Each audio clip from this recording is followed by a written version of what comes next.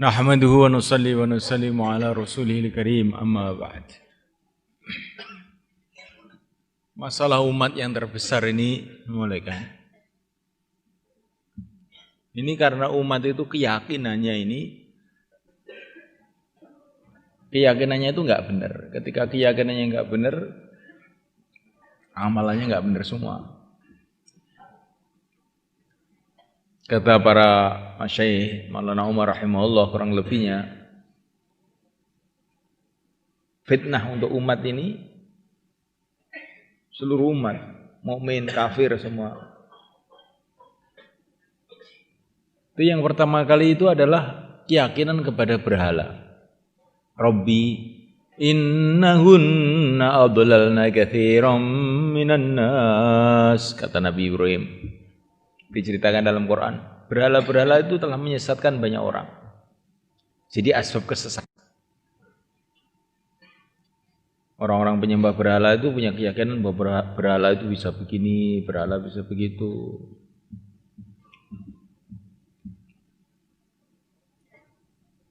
Dan ini fitnah ini seluruh umat Islam insya Allah sudah selamat. Enggak ada orang Islam yang menyembah berhala. Tapi bukan berarti sudah enggak ada fitnah bagi umat Islam. Ada fitnah lagi. Yang ini umat Islam kena. Likulli ummatin fitnah wa fitnatu ummati al-mal. Setiap umat ada fitnahnya dan fitnah umatku adalah harta. Maka ini umat Islam, bahkan ulama-ulama, santri-santri juga punya keyakinan pokoknya kalau ada duit beres. Kalau enggak ada duit kan enggak bisa takazah, enggak bisa bangun pondok, enggak bisa bangun masjid. Ya enggak? Ya enggak? Oh, berarti kamu kena fitnah ini udah. Jadi keyakinan kamu ini busuk, bosok.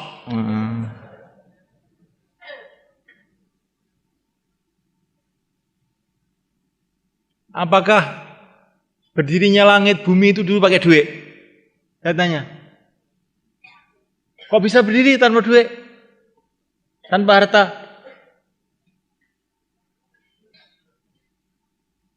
Nah, berarti orang yang punya keyakinan bahwa kalau ada duit beres, kalau ada duit ada bangunan, itu keliru. Bumi langit terjadi tanpa duit. Kun fayakun. Ya nak? Kamu baru sedikit aja sudah lupa apal-apalannya itu. Ini fitnah itu telah mengenai hampir semua orang. Pokoknya ada duit beres.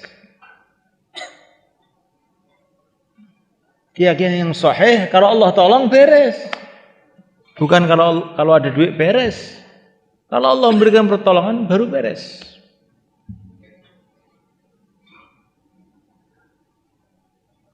Ini fitnah yang lebih dahsyat lagi. Semua orang kena. Kecuali orang-orang yang diselamatkan oleh Allah. Semoga termasuk kita. Terus datang fitnah lagi lebih dahsyat lagi. Namanya teknologi. Kalau teknologi tinggi, beres. Contohnya Amerika. Teknologinya tinggi, akhirnya bisa menguasai dunia. Contohnya Jepang, kalau teknologinya tinggi, maka bisa menjadi negara kuat. Ya enggak? Nah, kok diam sekarang?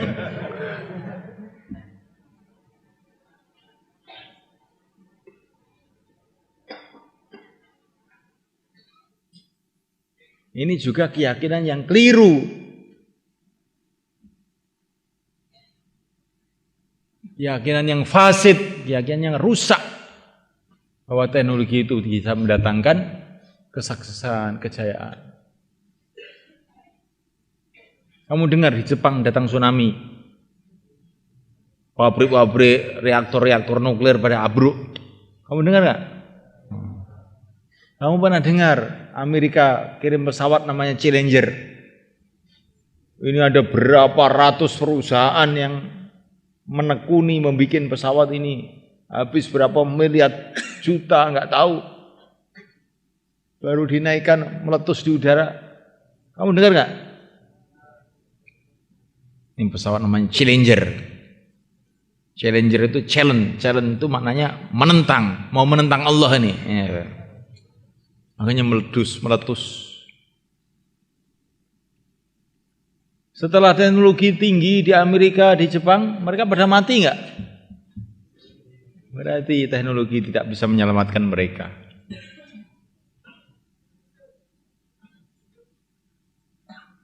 Tapi ini keyakinan ini sudah merasuk dalam hati itu. Teknologi itu sudah ditanamkan dalam hati umat Islam di mana-mana. Mulai SD sudah ditulis. Tahun 1000 sekian telah diledakkan bom atom Hiroshima dan Nagasaki. Anak kecil pun sudah tahu. Sehingga mereka merasa namanya teknologi itu hebat, namanya teknologi itu bisa ini, bisa itu.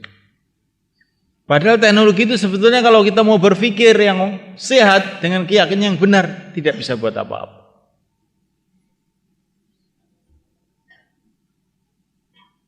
Bukankah teknologi itu dari otak manusia? Siapa yang menciptakan otak? Kalau otaknya dimiringkan oleh Allah, apa ada gunanya teknologi itu?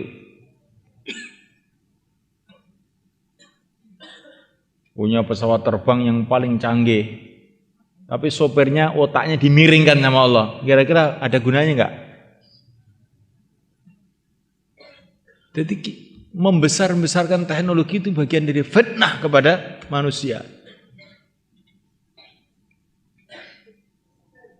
Nanti akan ada sampai manusia sekarang itu mengherankan betul. Saking tergila-gilanya dengan teknologi itu.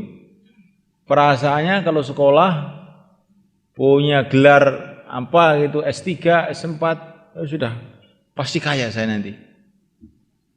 Siapa bilang? Banyak S3 itu melarat juga, utang sama saya. Betul. Dan setelah utang nggak kembalikan lagi. Saya nggak punya SS apa-apa. S3 utang nggak kembalikan lagi. Siapa bilang ijazah bisa mendatangkan ini, mendatangkan itu? Siapa bilang? Omong kosong. Ada lagi nanti fitnah yang lebih dahsyat lagi, yaitu Dajjal. Dajjal ini seluruh teknologi, seluruh sihir Allah berikan kepada Dajjal untuk menguji imannya manusia ini. Dajjal itu orang digergaji, belah dua. Setelah itu, ayo berdiri lagi. Ya, kalau orang itu takjub dengan hal-hal yang seperti ini, dia akan jadi pengikutnya Dajjal. Siapa yang ikut Dajjal, oleh Dajjal kasih makan enak. Yang tidak ikut langsung kelaparan. Maka orang yang takut dengan kelaparan, jadi pengikutnya Dajjal. Dan ini fitnah yang na'udzubillah sangat berat. Sehingga dalam satu riwayat hadis dikatakan umat Islam yang bisa selamat dari fitnahnya Dajjal ini cuma 12.000 orang saja. Masya Allah, harus kita 12.000 itu kalau semoga kita sudah nggak hidup pada zaman itu. Kalaupun hidup termasuk yang 12.000 ini. Ini fitnah-fitnah yang mengenai umat Islam. Ya bagaimana untuk kita ini menangkal supaya fitnah-fitnah itu bila datang tidak mempengaruhi kita. Bagaimana caranya? Tidak ada jalan lagi kecuali kita kembali kepada kehidupan Rasulullah SAW. Kalau ada suasana kehidupan Rasulullah SAW, kita tidak akan kena fitnah itu. Ada seorang pemuda di Madinah Al-Munawwarah, ini dalam hadis sahih, mendengar Dajjal datang. Pemuda ini nggak takut, malah datang pada Dajjal. Dilihat kok matanya cuma satu, persis di Bukhari ini. Saya yakin kalau kamu ini Dajjal. Dajjal marah, tangkap dia, katanya Dajjal kepada pasukan-pasukannya. Tengkurapkan dia, tengkurapkan. Gergaji dia, gergaji. Setelah gergaji, bangun, bangun lagi. Tapi dia tersenyum-senyum, saya tambah yakin sekarang. Kamu ini adalah Dajjal yang diceritakan sama Rasulullah dulu.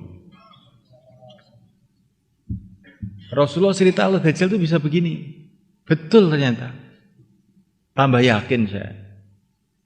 Kalau Dajjal marah lagi, kurang ajar ini orang.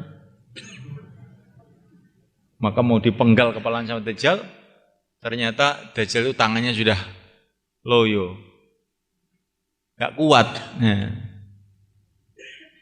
Jadi menghadapi ahlul yakin nih Dajjal gak kuat. Kalahnya Dajjal itu bukan dengan kesaktian, bukan apa. Kalau sudah menghadapi orang ahlul yakin seperti ini tentu orang ini, pemuda ini sudah membaca kitab hadis ini, bukan hanya membaca tapi yakin.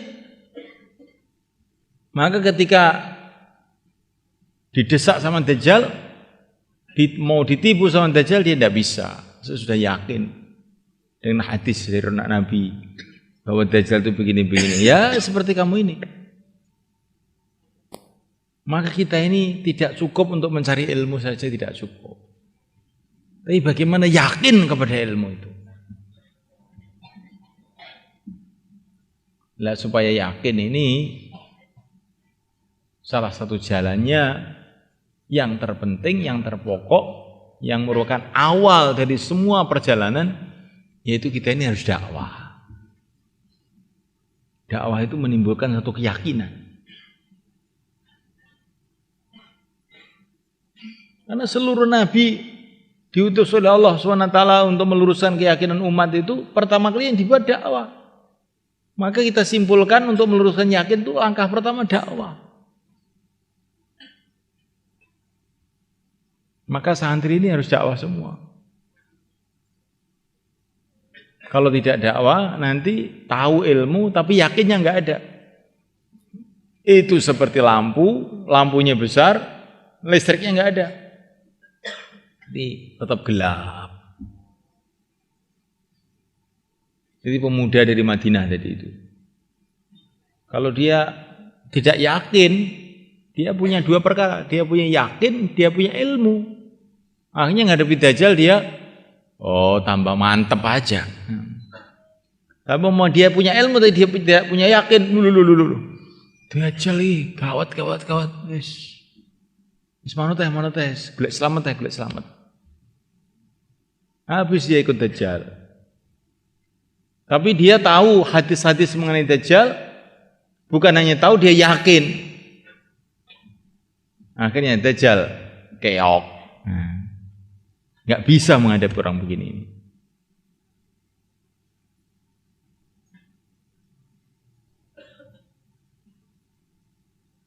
Bagaimana kamu?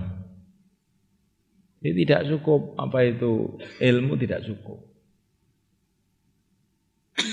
Tapi harus yakin pada ilmu. Ilmu itu seperti jurus, yakin itu seperti kekuatannya. Walaupun jurusnya apal semua, tapi badannya loyo, perutnya senep, bisa nggak berbuat apa-apa? Nggak bisa apa-apa. Dia pegang perutnya aja. Wah, ketemu loro, jurusnya hilang kabeh. Jurusnya hilang kabeh. Ya seperti itu. Orang ahli ilmu tidak punya yakin, menghadapi fitnah-fitnah itu dia akan terjungkal.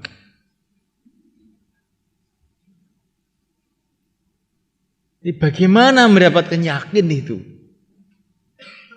Nah, di sini ini yang orang Islam pun kebingungan, sampai para ulama pun banyak yang kebingungan bagaimana mendapatkan yakin ini.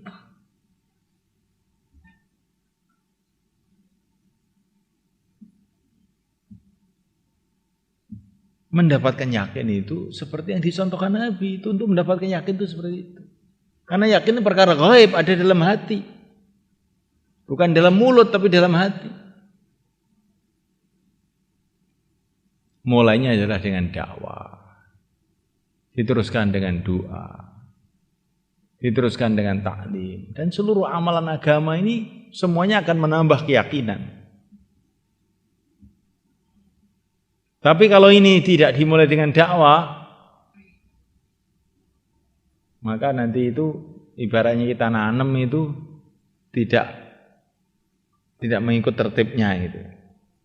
Kebalik-balik. Itu nanam padi, sudah ditanam, padi sawahnya bagus, tanahnya subur. Tapi akarnya itu loh ditaruh di atas, pucuknya taruh di dalam. Gimana? Kira-kira bisa tumbuh nggak?